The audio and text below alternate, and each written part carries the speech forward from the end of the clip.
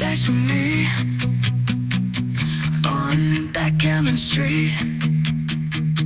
Heroes at your feet, feel the victory heat. Strategize and win, move the pieces in. Victory's your kin. Okay, so today we're going to, in the game plan with Libby, we are going to look at DMP. I'm not sure what the optimal strategy is. It is one rule is that when gammon does not matter, because double match point no gammon, then you can play very aggressively. And typically, if you lose a lot of gammon, a move that loses a lot of gammon is typically a strong move, because these moves that risks a lot, the aggressive moves, have a tendency to be the moves that wins the most. This is at least my theory at the moment. So we're going to take a look at this, and hopefully we'll figure out what game plan will be the optimal one. Because sometimes also you have to just go for the race. This is dictated, of course, by the opening rolls. Okay, so today I'm going to play against Giannis, my good friend, and we're going to play at least one, but probably several 1-point matches to see if we can learn a little bit about the game plan behind it. Okay, so let's start.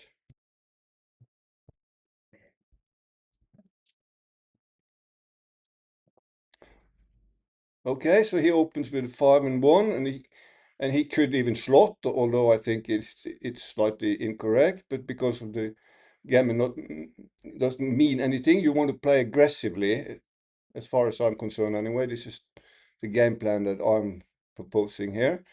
So he could actually play 5-1 and then slot the golden point, because it's such an important point, and because you don't care about gammon. You're not scared of gammon. Okay, so well, well, use the enable click to make. Yes.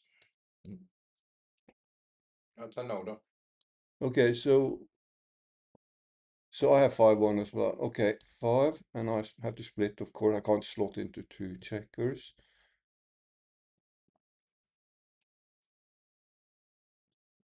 Okay, so 3-2, he makes the high anchor. Of course, now I have to try to do the same. I can't, so maybe so what is my plan now? I was talking about playing aggressively, but the dice dictates I am a little bit ahead, and so I don't see any other plan than simply running for it now.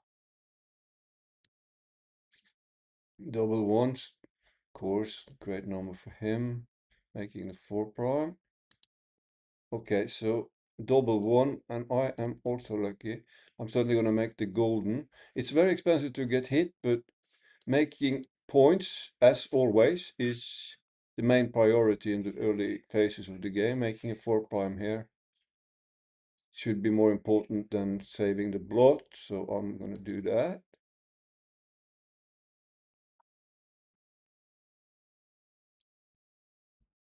So I'm slightly ahead in the race. That's the only good news. Well, the race is very close. Okay, 2 and 1 perhaps. So what is my game plan?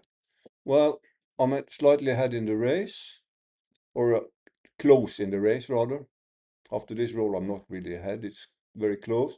I'm going to save this blot, and I'm going to move forward, hoping to jump the prime. 5-2 is going to point on me, obviously.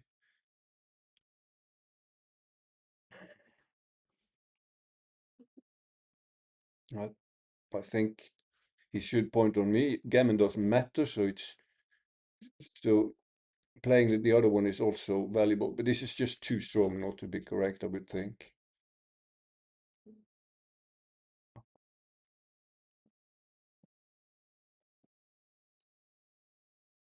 So okay. Okay, so I'm then I fan, it seems, yeah, and he rolls the double four. Okay.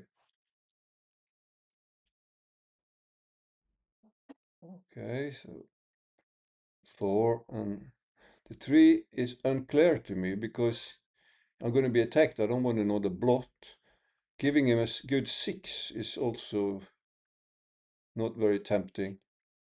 So what do I do? Well, I'm actually going to give him the good six, even though it's very dangerous. But it does give me the chance of anchoring, and it does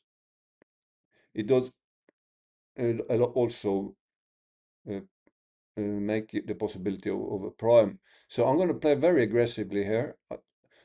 I would say that this is in accordance with playing very aggressive checker play at double match point, but I would probably make this move even in a normal score because on a normal score because I have to I have to try to counter his his attack. So I'll try this. Maybe I'm wrong. So now, of course, when he rolls a 6 and 5, I'm not too happy with that. But, well, it turned out it was equal, actually, the two moves, so couldn't make a mistake there. 6 and 5, he's going to double hit me, I believe. I can't see any other thing to do. Well, yes, of course, he could play hit with a 6 and then move on. So certainly he starts with a 6. He could move on, but I don't think so. Uh, oh yeah, so here he comes, the double hit, of course. If I don't roll a 4, I'm in a lot of trouble.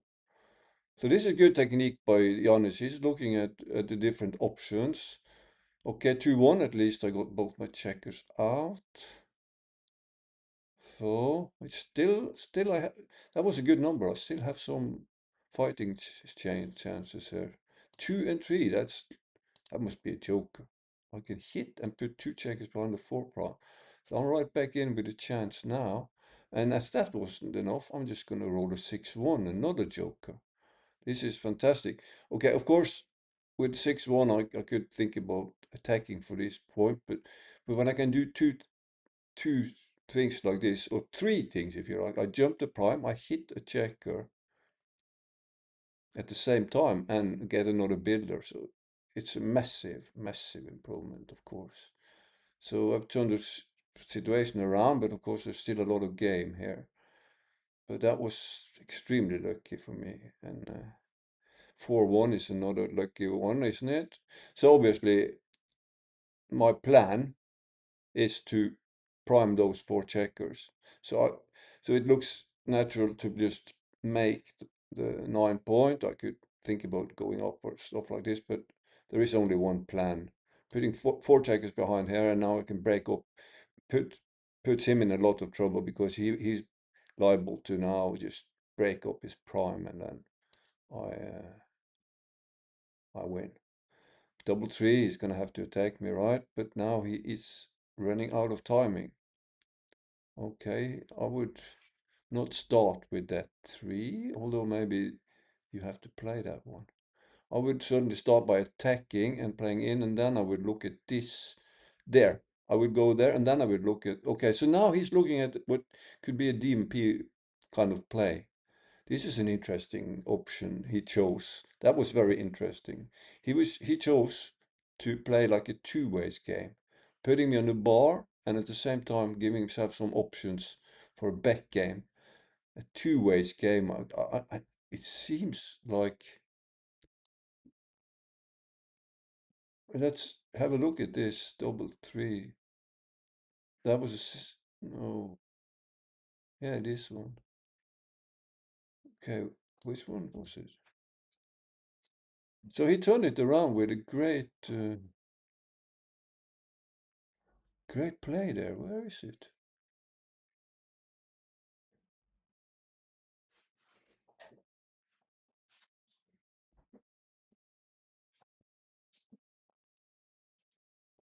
Um,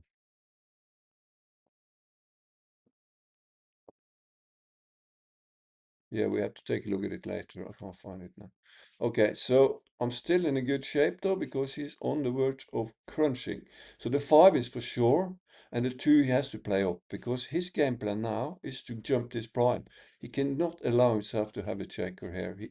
Okay, I can hit this one, it's bad, and and and that was happened, but still, that's what he had. That's the way he had to think about it. He just had to. Okay. Okay, so here it was a small mistake, but okay, I'll look at this later. The double 6, fantastic roll, of course. I'm going to keep my prime, obviously. So this one is for sure. I've played 2.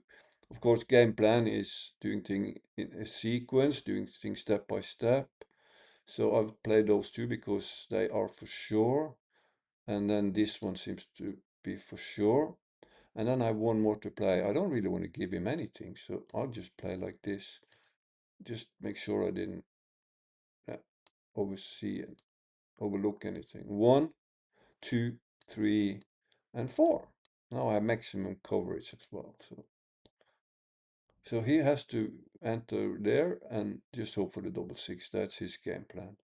That's why I rolled 3, 6. I'm joking. That was a fantastic roll because now even his double 6 is gone. So my plan now is to keep the prime for a little while I simply hope for him to burn even more checkers or ruin his board. And then the question is, what do I do now? Which point do I clear? I'm not really sure, but look, you have to realize that the race is still pretty close, so it's not. I don't really want to give him good 5s or 6s. In this case, it's 5s if I play from here. So I could do something like this just to. But then, of course, he doesn't break with the 3, okay? So I don't really know which one is the correct one here. It's either this one or this one. So I am 93 pips ahead. Okay, I'm going to play the normal one, so to speak, the one that clears from behind, which is what you usually do, of course. 5 and 3, now I'm going to keep my board. Again, hoping for him to crunch even more. And of course, also increasing my race lead in the process. Yeah. 4 and 1. What is he thinking about? He can keep his prime, so he should. Maybe he's thinking about increasing the speedboard, but I don't think so. He should keep this prime. Okay, so I'm gonna make this one, I think. So I'm simply gonna make this one and then this one. I think I'm not sure about my game plan here. I could also start clearing something, but no. But I think this is good. I didn't really have that. The prime goes, I mean the board goes, and 5-4. That's clear. Okay, so now he's out, but I got myself a healthy lead now in the pip count. 5 and 2. Okay, might very well give one shot though, and he will still have a little bit, possibly even a 4. So a 4-point board in a moment. Anyway, I'm just going to minimize shots, obviously. And he misses. So that's great. I was very close to dead in this match. Now I'm very close to winning. Okay. 5 and 4 from behind. Clear from the rear. And ask no questions, they said in the old books. Yeah. So, okay, and I have an option, of course, but the race lead is so big that I can allow myself to clear. This is not so bad either because don't have many bad numbers. Now I have 6-5, 6-4, 5-4. That's 6 bad numbers. Here I have 6-2 only. So maybe I could consider doing this. 6-2, of course. 5-2, I can play. First, I thought it was clear that just to clear it, because that's my plan. My game plan is to just clear and go home because I'm so far ahead in the race. But now I do give 6 numbers. Could this possibly be the right? Hmm. I'm not sure about this one. But this, I got a checker out, so I think that was the correct. They were basically equal, it seems. Okay, so 6-4. Okay, so we are gonna play a few more games. We're gonna. Okay, double six. Maybe we can get some excitement. He's still way behind though. 6-4.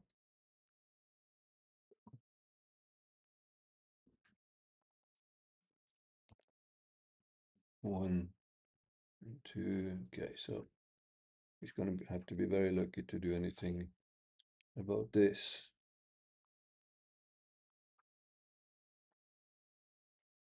So okay, another double 5. 4 and 1. If he does another double, is that enough? I don't think so. There's really nothing he can do now. Well, he has theory though, because I can roll 2-1 and he can roll a double, 2 doubles, and he didn't. So okay, jag är färdig. Okay, so that was one match, and we should just move on to another match then. Rematch. Yeah, rematch. Maybe, I don't know if, yeah, so, okay, so we just go on. 4-1, and I was talking about playing aggressively at DMP, so now I'm going to slot with the 1. I think it's very close, I think, because the running plan is good also, so it's not that easy to figure out what how aggressive you're going to play. But in general, my point is you play pretty aggressively in many situations in the early phases of a DMP. No, actually later on as well. You very often you play very aggressively. Okay, double 2 is a great number. And the last 2, I will put pressure on this guy, right? I don't want to give him a 2 here, so I'm going to move forward. That was a great roll for me. 4 and 6, not so. He does enter, but not so good. I have a huge attack going. So what to do with the 6? If he could hit anything, just to interrupt take away half my roll and attack me, he would, but he can't with the 6. So which 6 is the right one? This at least jumps to prime. So maybe that's the better one. The race is still reasonably close. You have this one. I don't like that one, but it could be. But I don't like it because I have so many good numbers. And this one, of course, duplicating 2s. That might be the right one, even though you really don't want to put a checker here. This one was, to me, a very difficult roll. I would like to see. You should actually play in here, or the Seisten T, this one, which is often the case that you just challenge here. This is typical that you often do that. Okay, so 4 and 6, I can double hit. So I'm going to double hit for sure, obviously. This is great. Now I have a big edge, but it's still early times. At least after double 5. That didn't do a lot. So now I have to figure out what my plan is. I could make the 3-point, but that doesn't seem to be the plan because I do have something like this. For instance, I have to take a look at this, which is obviously to just consolidate, to put my checkers in a safe spot and with good distribution as well, and with a healthy lead in the race. Looks like a good plan. I'm just taking a look at it, see if there's anything else. Of course, making the 5-point, the 3-point would be great. And if I did, I would play the 5 in.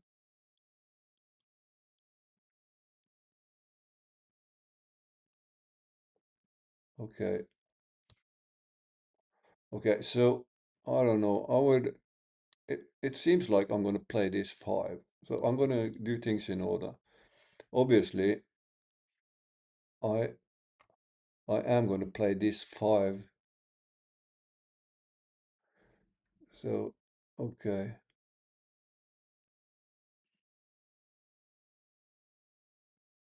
Okay. So I think no matter what I do, I'm going to play this 5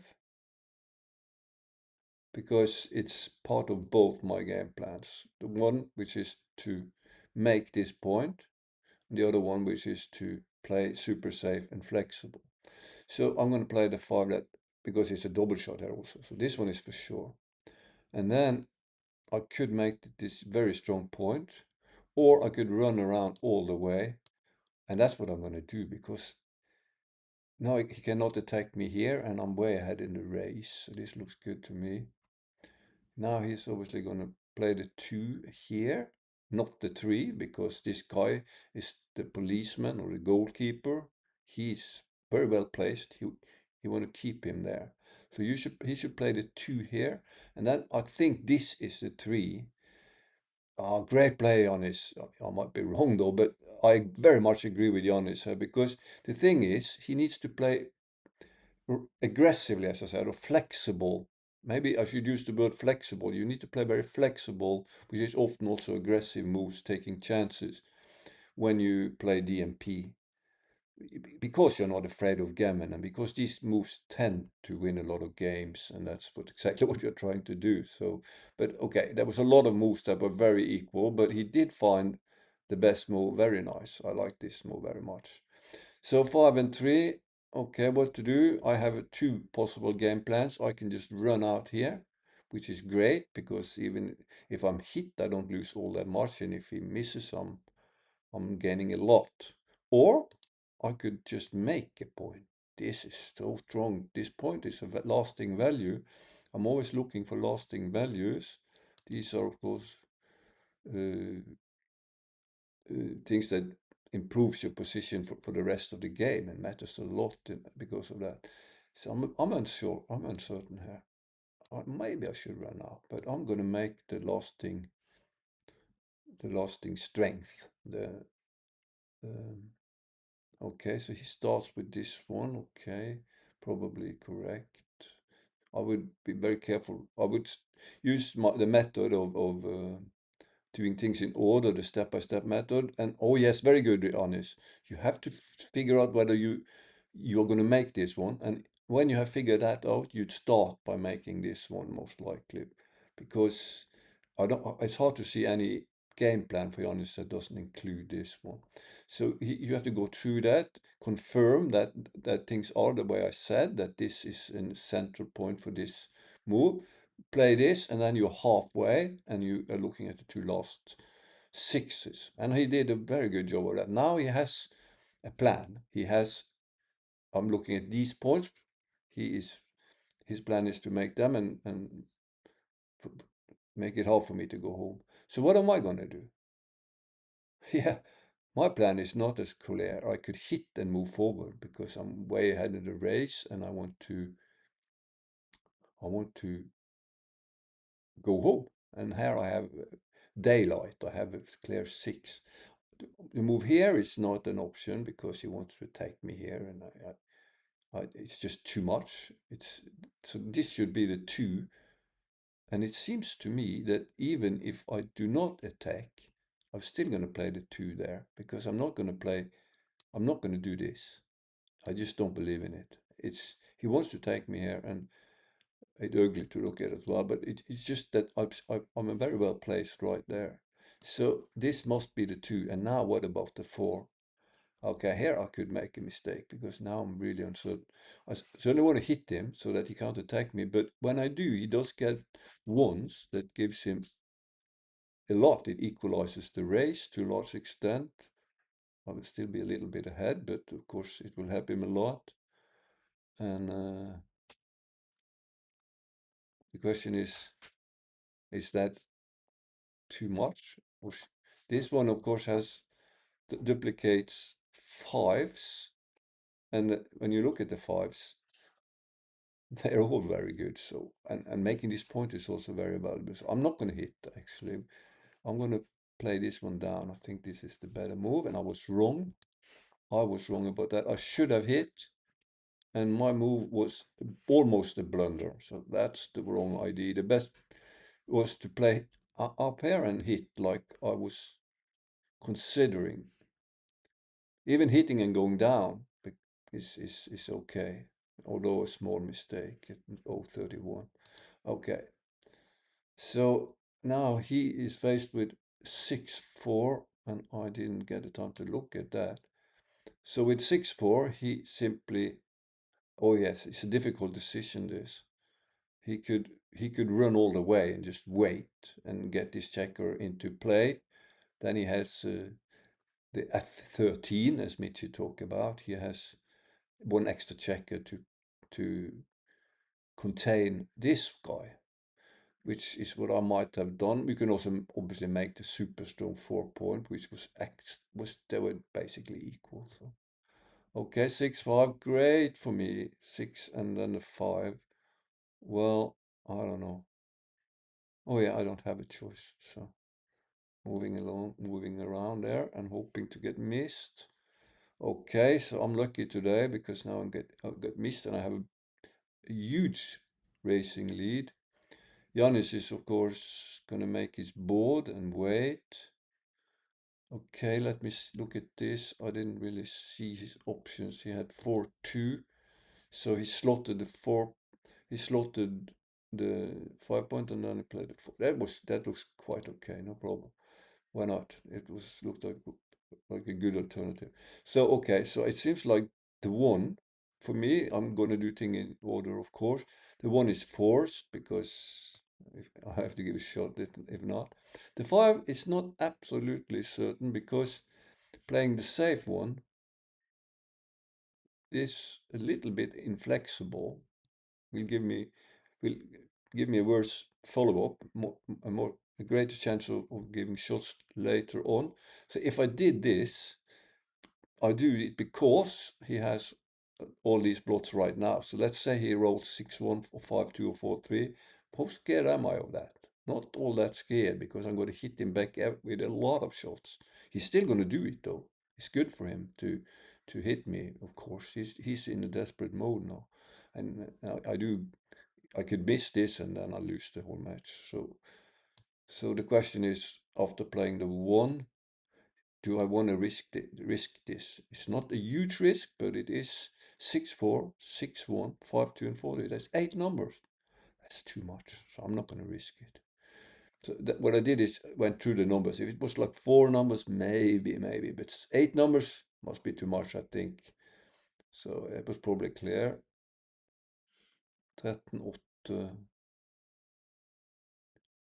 Yeah, the other one was only a small mistake, though, because that extra flexibility seemed to me to be quite valuable. Actually, I'm still, a little unflexible here on my way home.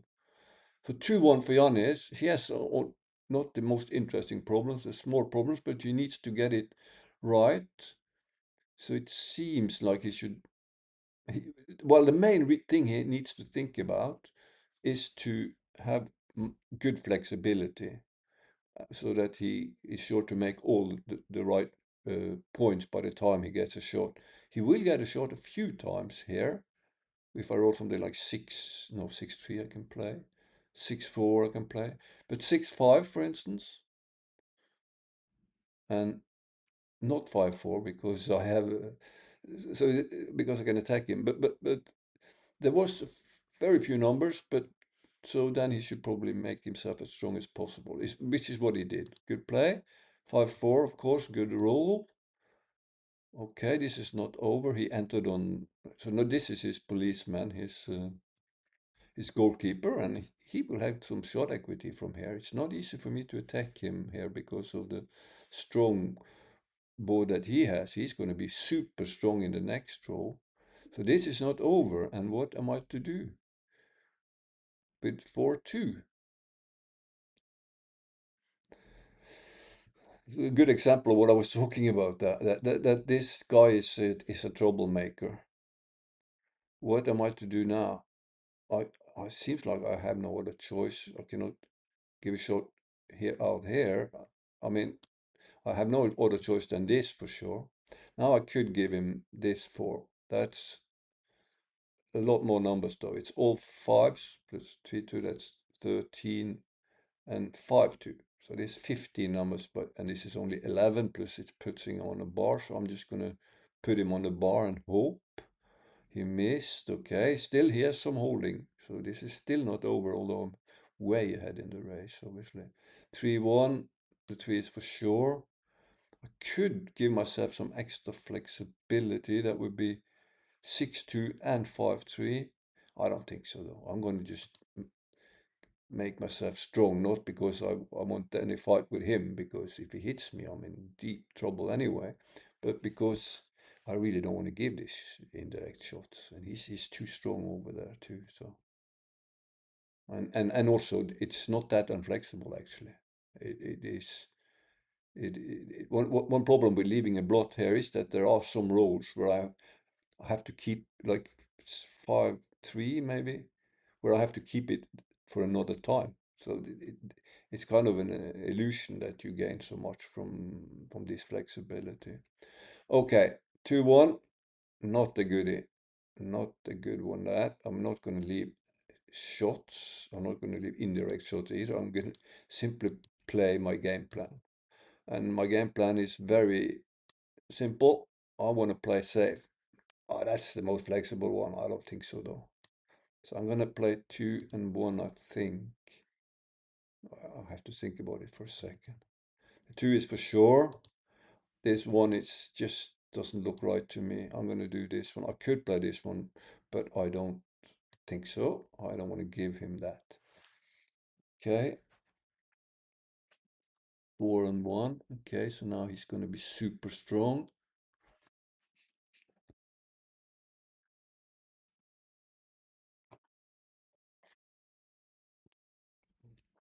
And I roll a 5 and a 2. Okay. Great number, of course. Still he has a little bit in. Okay, so now what to do with the 5? This looks very correct. He plays it quickly, and I agree very much with his choice.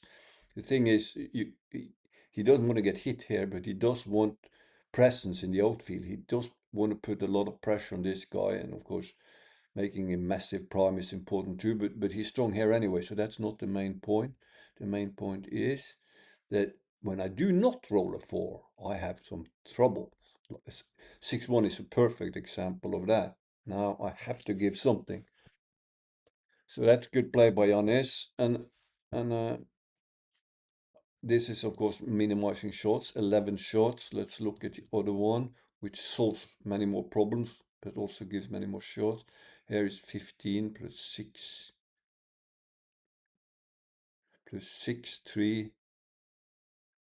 and double 3. So half the numbers, 18 numbers is hitting me if I do that. It's 50-50 whether I die or live if I do that. Okay. So that's a lot. Oh. So I have to just give this and hope for the best. So I was lucky for a long time though, but in the end I couldn't get home. So that's okay. That's the way it goes. I think we should play another one afterwards as well. So, okay. I want to play one more, I think. It's we haven't had all that many examples of situations where you really want to play super aggressive. We have had some examples of that, I think. Now, of course, he has a 6 prime and he can freely slot it. Why not? It's actually a good one because, but it doesn't matter much. But because when he does this, okay, I have to think for a moment. When he does this, he can make the prime easily, and and he can crunch me. So and even take another get another checker. But actually, talking about another checker, I could actually do something like this. It looks crazy, right? But then I do have a chance of anchoring. So having another checker behind this six prime is not a particularly bad thing for me. Maybe even well, actually, I would think it might be an improvement. So should I? Maybe I should do this and then hope that he rolls something like with a three, and then. But I don't know. I really don't know. Okay, so I'm just gonna. I hit with a one, and I think I'm gonna play this one though. I'm not sure about which one is the right three. Yeah, I think it's pretty close, and it was very, very close. 6-2. Okay. So what to do? Should I make the prime? So let me try to figure out what my game plan is, because even in this very bad situation, I must have a game plan. You always need a game plan. And I think maybe if I can make this now and get then looking into the future, storytelling that Siska talks about, if I make this one and then moves in, I will have all my checkers here. I'm pointing in this area when he comes around. So that's one scenario, and that would be possibly the best scenario I can hope for. If I try to play safe, I cannot break his prime. I mean, maybe if it comes out there and they're also double two, but I can't hope for that. It's just too little. So I think my game plan would be the scenario I just pointed out. That would give me a little bit when he is opening up his prime later on. So I'm gonna, but wait a minute. I also have to look at leaving blots for to see if there's some counterplay from an anchor, but there isn't. So it seems to me that I'm just going to make this point and play with that plan in mind, which is to just move forward and hope not to give a shot, but I did give a shot. Okay, and then 3 and 1, I can't give any extra shots, so now he's out. Okay, I didn't succeed very well with this plan, did I? So, okay, again, I could consider this. I don't think so. I can't really see why. So I'm dead now. He doesn't have to hit this checker. I think it's okay though. His position is so strong. I don't think it matters at all whether he hits that checker or not. Possibly I'm wrong though. Possibly could we have a look at that? Um,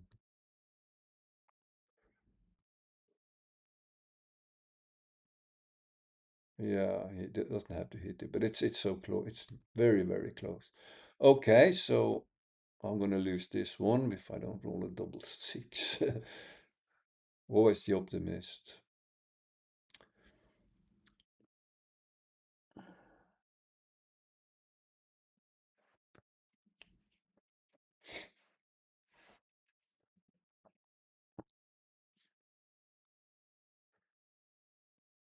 Okay, how well we've played, I don't think we can see that.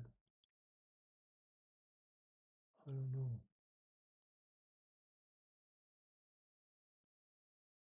Oh, here I can see the numbers while he's moving his checkers in. He's been playing 2.3 and I've been playing 3.3.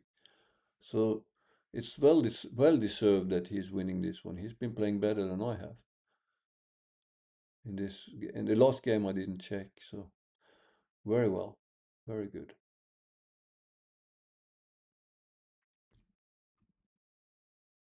Okay, I should take a look at the decisions if he has to have any. It's not much you can do wrong here, but of course, okay, a double two. This looks correct though. You don't want to give a big double. That you don't want to give shots simply. So you don't want to big doubles. Remember, gammon doesn't mean anything. So super safety is the strategy. Well, if in a 0-0 with a cube turn, you might play it differently, of course, because then you would play for that for a gammon which was close at some stage here. Now it's not close, but it was a few rolls ago. So then you would play it more aggressively, I think, maybe one or two of his rolls. Anyway, that's the way you think. game plan wise. Okay, double four. Okay, I didn't lose again. So one more game, I think. If so, say rematch.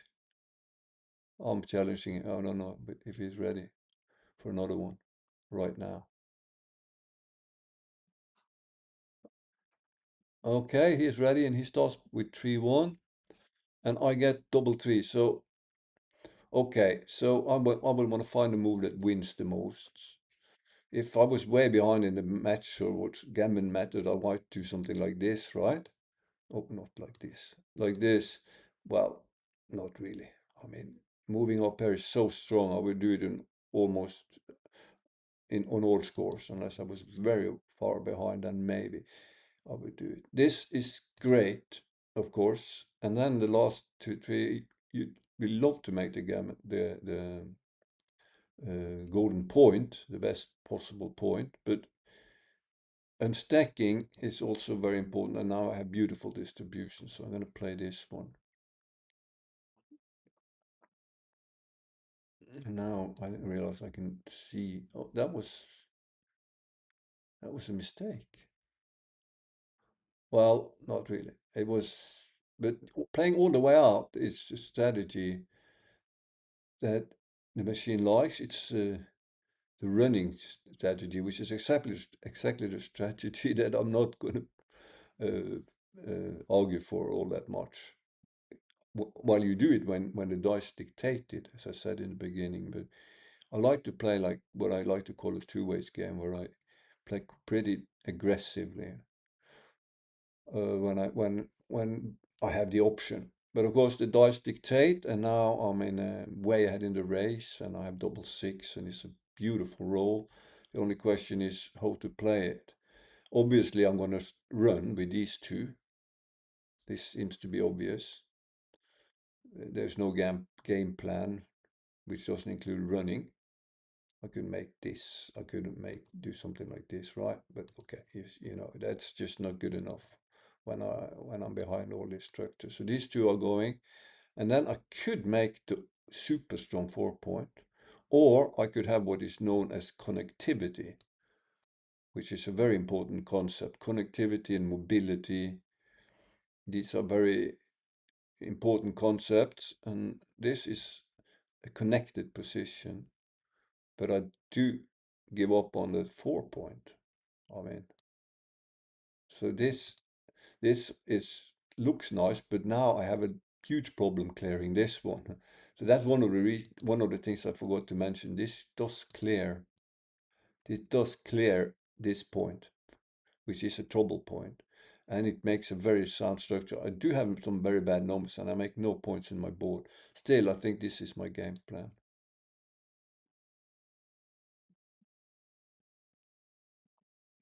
And it was pretty clear. It would be a blunder or more than a blunder to play the other one.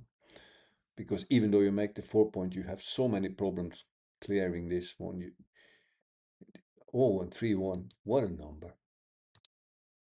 So I'm in great shape as I was in the last game, but there's still some way to go. So what to do with the 2? Should he make the anchor? I think so. I agree with this. He could think that maybe he should be, that he's so far behind that he should maximize contact. But this anchor is actually good for the contact because it does put a lot of pressure on all these stripped points. Well, not a lot of pressure, a little bit of pressure. I'm in very good shape, but I have some sixes and stuff, like 6-4 and some 6-5 I have to burn now in there. And also there's some generally a little less flexibility than I would like. So that's why that anchor that he made seems to be the right idea. Oh, if he did not make it, he would only make a very, oh yeah, that would be moving out here, 6-2, fighting for this anchor. I'm glad I took a look at that, because fighting for this anchor, obviously if he can make that, even though he's far behind in the race, but if he does make this, he can put pressure on this point, and that's probably one of the best chances he has, because he's in he's in a lot of trouble now. He doesn't win a lot of games, so from here he might increase his winning chances a bit. So that was also an option. Very difficult move to find when you're way behind in the race, though.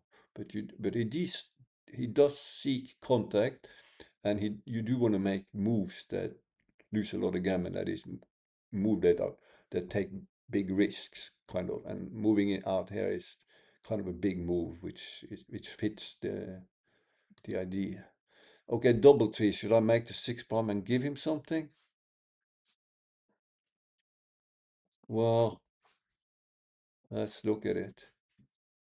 It seems. Oh, sorry.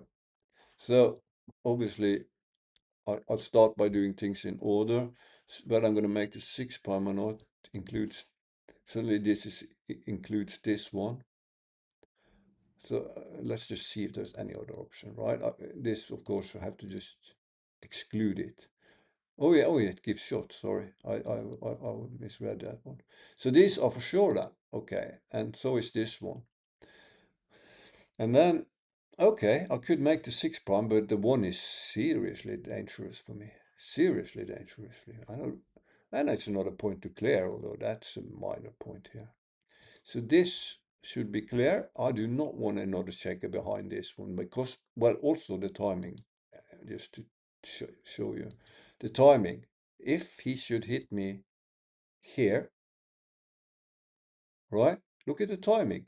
This beautiful prime, well, it's not so beautiful. It's unflexible, but it is a 6 prime. It's likely to break up, and then you hear also 1 or something, and start jumping that prime, or I roll a 6 at the wrong time and I have to play it here. So obviously he's way too good timing for me to give him that 1. So so one more time. Oh, sorry. So I make this point, I play the 3 obvious one, I have 1 left, and it's that one. 3-2, he makes it strong, he should just slot exactly like that, just where put the checkers where they belong, make the points in order, so on and so forth. 2-1, should I clear a point?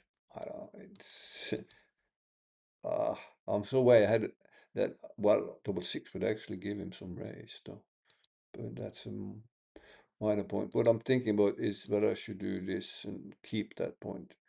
Yeah, I'm not going to give up that point. It's a great point for me, I think. So it also helped me when I go home. So even though it's a bit unflexible in a way to have all these stripped points, if you can call them that, I thought it was certainly worth it.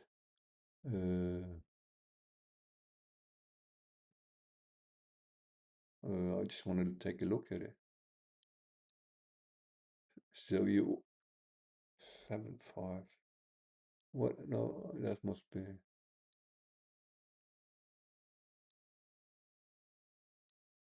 Oh yeah, 2-1. Yeah. So clearing the point is a clear mistake, which one would as one would expect. Okay, seems like I have to hit him now because I'm not going to break up my prime, and I don't mind hitting him at all. So I'll just play it maximum flexibility. Now I have got a monster strong position here because he doesn't have that much race either. If you have a race, you can win from the 3 point. You can even take cubes if you have race from the 3 point and are primed. But when you don't have the race, you don't have much. 6-1, okay, that's the 6. And again, he's very dangerous over there. I'm not gonna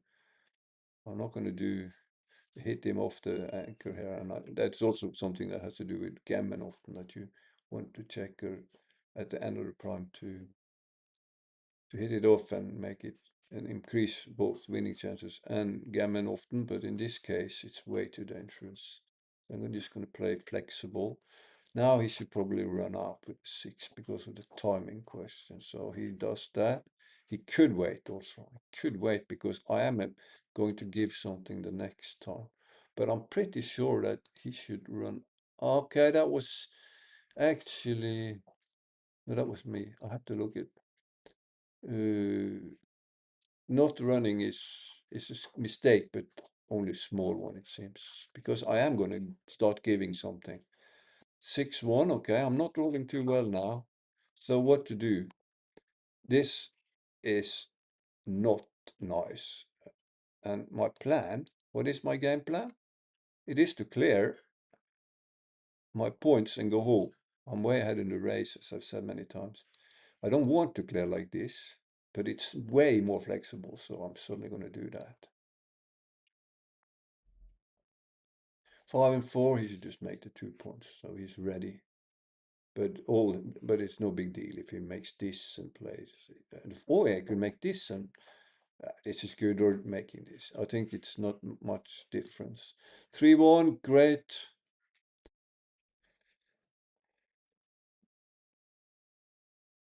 Okay. 5 and 2, so he plays flexible. All 4 and 2 is such a great number. I'm clearing that the danger point, the problem point, and I'm way ahead in the race. He can still catch up in the race if he rolls a big double, and it gets interesting again. You never know. 5 and 2. I'm gonna play the 5 like this. I could play it like this and this, but I think I play. Well, let's have a look. The 2 seems to be forced, right? No, no. Okay, so this. Oops. So I'm just gonna. So I could do like this, but I think I'll play like this. That looks nice and flexible. And also if he runs off here, I might get lucky and just point on him.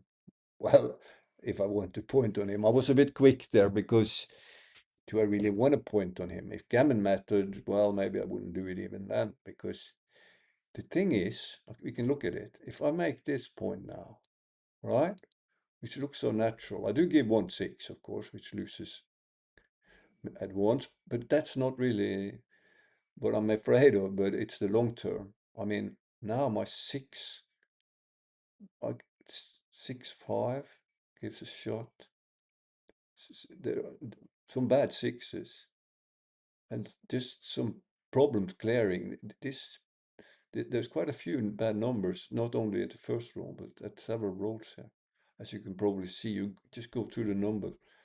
If I roll 5-4, I'm reasonably safe, but there will be an opening here, and this will keep hurting my position for the rest of the game.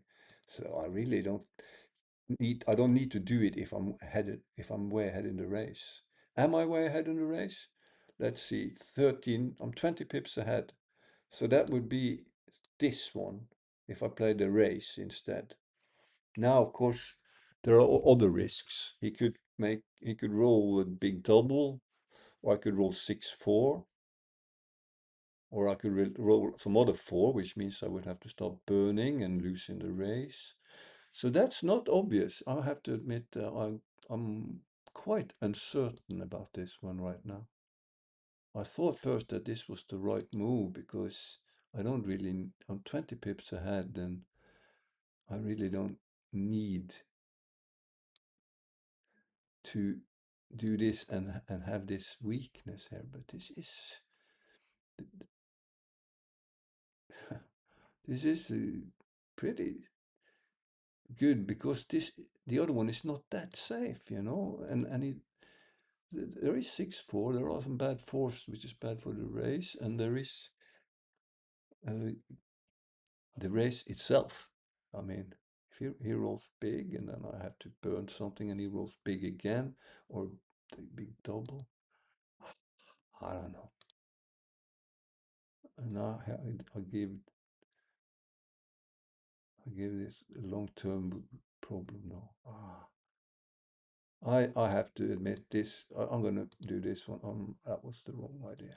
Yeah, I should make it, but it's very close though. But that was difficult for me.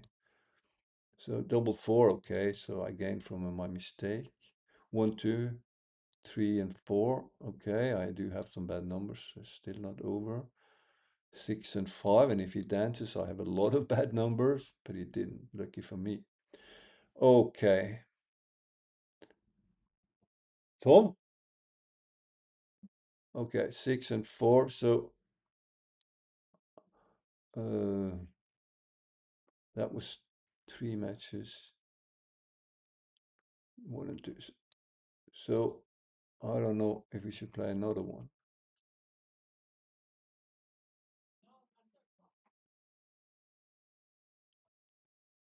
Four and three, okay. So Jan is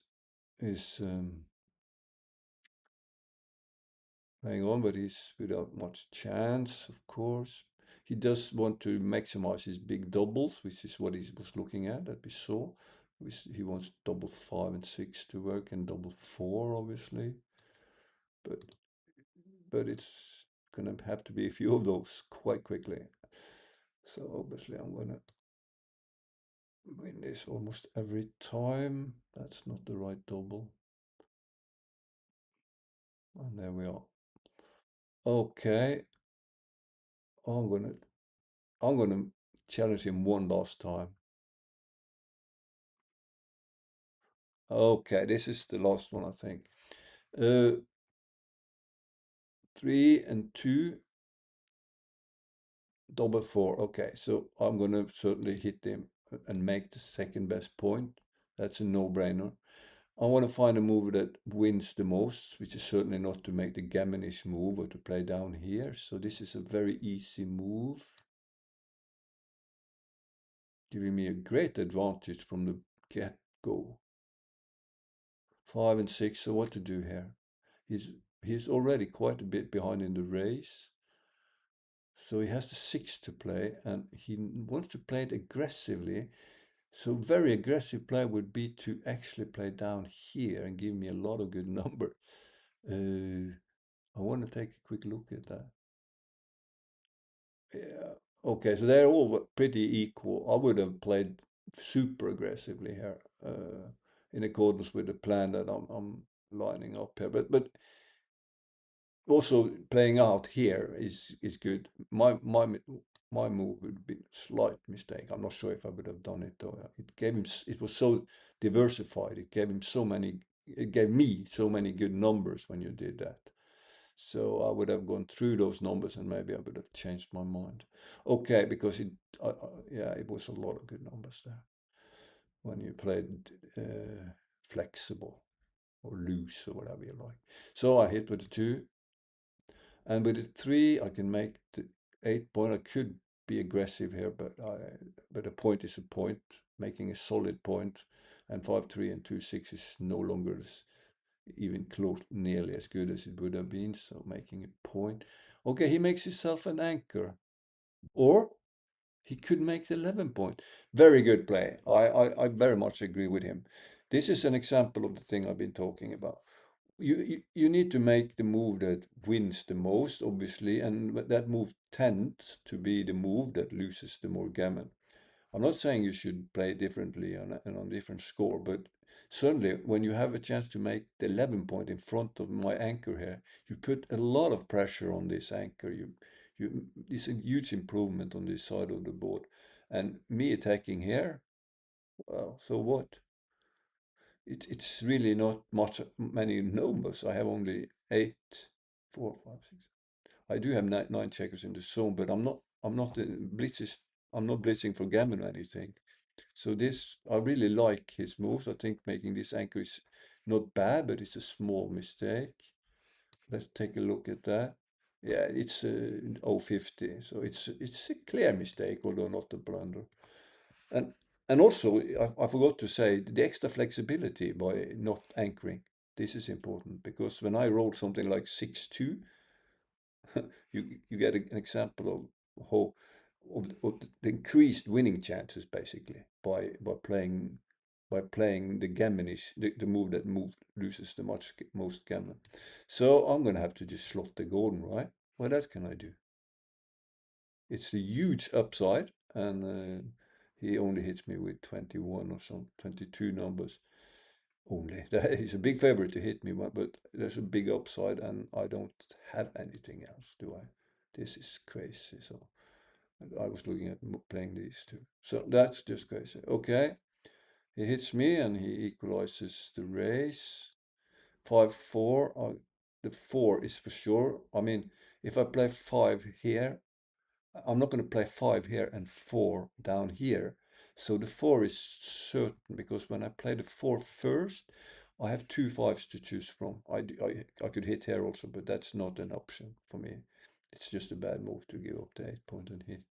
So when I have played the forced 4, forced by logic, forced by the game plan that I have, and the step-by-step method rather.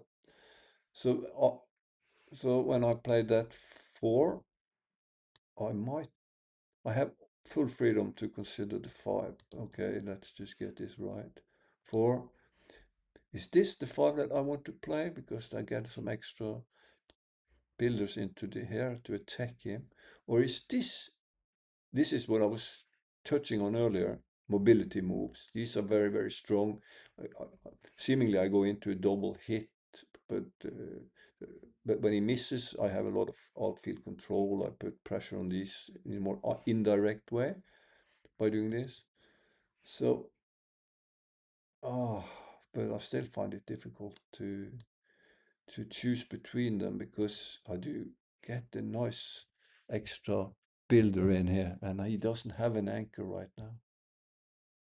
And the race is not really an indicator. It's very close. Normally I would just jump out though. This time, because of those blots, I'm really not sure. I'm still going to do it though, but that might be wrong. I think it's correct.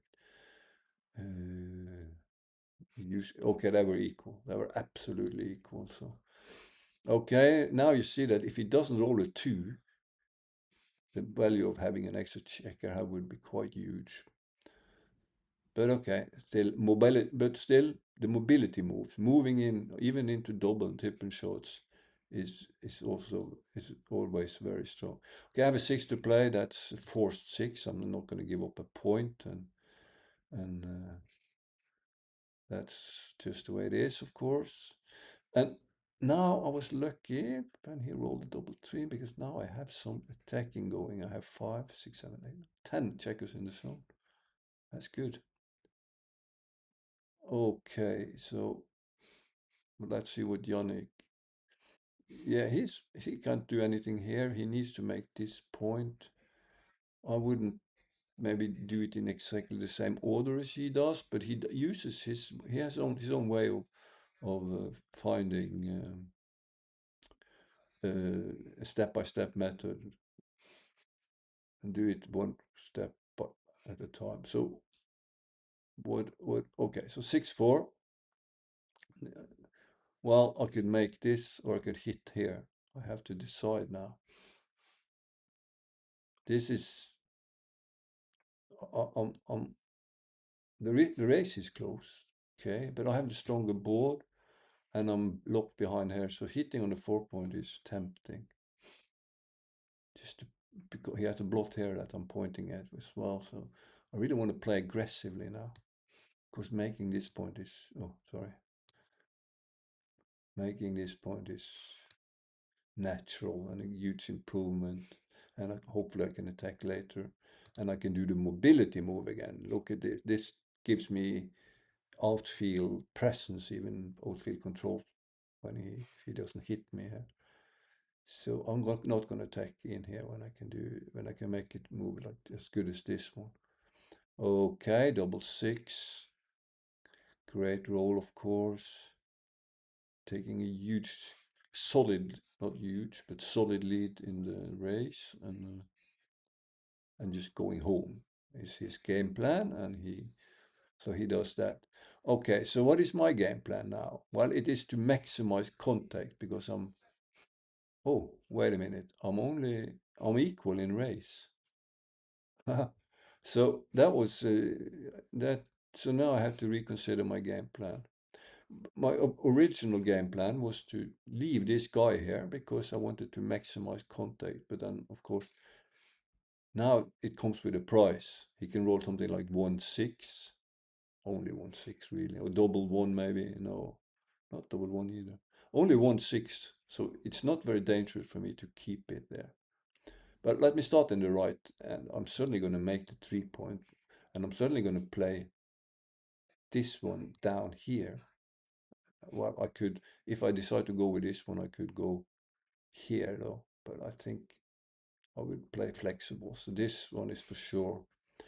And then the question is, I've done 4 out of 5, no, sorry, 3 out of 4 fives in order, step by step. And now I have to decide whether to give 1 6, which is the only, I lose a little bit I lose quite a bit for 1 6. I do get some advantages. I might get a policeman over here, get some more contact value, some more shot equity. But all in all, the race being absolutely equal, I don't want to, and the gain from staying here being extremely small, I'm just going to play it over here and go and have the race in mind. I think that must be a little bit better. Pretty sure of that. Okay, so everything was pretty close, yeah. Okay, here's a double three, and his game plan with being 12 pips ahead is to clear and go home, not to prime or anything. That seems to be an okay way to do it. It was a bit fast for me. He thinks through it and then he makes his move. He doesn't move it in order exactly as I do. So one thing I was thinking about is to play up here, but I like his move very much. It looks great. Although it was close between, yeah, it was better than clearing this one. So well played. 5-1. I played it flexible, as I said, because I want to be strong. I mean, now I can both have the race, which is reasonable, and also the strong board, which is why I played a double 5 the way I did. So I don't know, maybe he's probably not going to give anything now. I could play the crossover since the race is close, or I could just start this. But this is no big deal though. I'm just going to make myself super strong and play flexible, because next time I'll be really, really strong. So at least if he rolls badly, I can hit him and win at once if that should happen. He will have some shot. I will have some shot equity, of course, against this one. So 2-1. Should I take the crossover or should I just make it with the one? Well, these are minor things. I'm just going to do something like this. So now I'm pretty far behind, and I did not get this shot. He got his 5-3, and of course his plan is to clear from the rear. He's way ahead in the race. He looks at the other option, but he's way ahead in the race. So okay, it's okay to look at it, but he's way ahead in the race. So this would obviously be a huge mistake. His plan is not to hold me. The moment you're ahead in the race and can clear a point, this point loses all value and needs to go, basically. 6-1, and I'm kind of I'm desperate now. I'm going to play the crossover here. I'm actually, well, I'm thinking, well, let me put it in another way. I'm thinking my game plan. Now that I lost my shot equity, I am all about the race. So the 6 is for sure, and it wouldn't matter much what I do with the one, my game plan is to maximize race. Now I have to go with the one, with a 6, but I'm not going to play the 6 in here anyway. I'm going to play aggressively for the race because I'm still in the race. I'm only a big double behind, so I'm going to play the crossover here, but it's a minor point because I'm pretty sure a lot of moves are pretty close here. Okay, but I'm sticking to my plan, and okay, no, I'm not going to make this point because he's not going to give any shots. This looks like a good running play. I'm double 5, double 6 later on, you know. I need to roll those if I'm going to win this. 6-3, so what is he going to do? He could keep this point, or he could give himself open point. I would think hard about that one because this is so ugly. Okay, I would seriously consider just giving this one up. It is, you do create a gap here. That's not ideal, but you have very good distribution. This is actually the right move to do what I'm talking about, to actually clear this. And it's only slightly worse what he did, though. No big deal. But the reason you should clear here is that I do have those bad sixes. That's one thing. You could roll a good number like 3-1 something and just win, more or less. Double one, double three, double two. So that's one thing, and it's really not that difficult to clear it. But these are difficult things and small things. 3, and I'm gonna. How do I make? Just play maximum flexibility to. Okay, so I'm down to very little. Now, the race disappeared also. So now I'm down to my last game plan, which obviously is to keep this one now. I'm not going to try to run anymore because of a double one, okay? So I'm just going to get strong, play like this.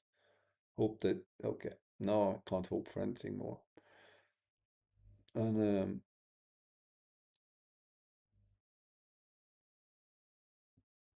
okay, so that's it. I'll take the crossover here. And okay, so we just play it in. There's no more play. I should actually just resign, shouldn't I? Let's see.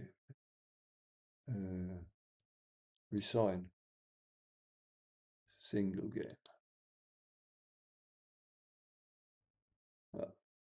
Save match.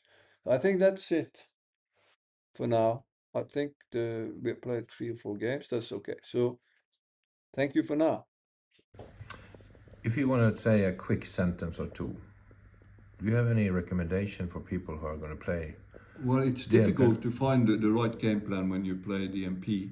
So what I've pointed out is that you do need to play aggressively in many instances. You're not afraid of losing a gammon. It's often a good thing to attack or to play what's known as loose, to put the checkers where they belong, to play fluent.